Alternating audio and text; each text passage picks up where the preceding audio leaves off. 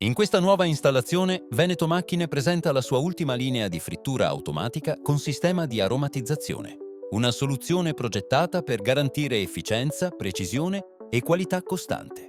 Il processo inizia dal carico controllato dell'olio, gestito in totale sicurezza attraverso un sistema che consente di mantenere sempre il livello ottimale all'interno della vasca. La regolazione automatizzata della temperatura assicura che ogni prodotto venga fritto nelle condizioni ideali, evitando sprechi e mantenendo la massima uniformità di cottura. I prodotti vengono introdotti nella linea attraverso una tramoggia di carico che ne regola l'alimentazione in modo regolare e continuo. Un vibratore setaccio provvede a distribuire il prodotto in ingresso e a separare eventuali impurità, così da preservare la qualità del processo produttivo. Il cuore della linea è rappresentato dal ciclo di frittura, in cui la gestione costante del tempo e della temperatura permette di ottenere una doratura uniforme e un prodotto sempre perfetto, lotto dopo lotto. Terminata la frittura, il prodotto passa alla fase di aromatizzazione.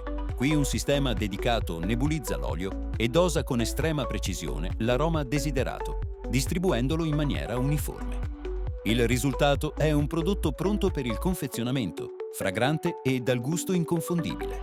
Questa installazione rappresenta in pieno la filosofia di Veneto Macchine: tecnologia avanzata, cura dei dettagli e affidabilità nel tempo, con soluzioni pensate per migliorare l'efficienza produttiva dei nostri clienti e garantire uno standard qualitativo elevato.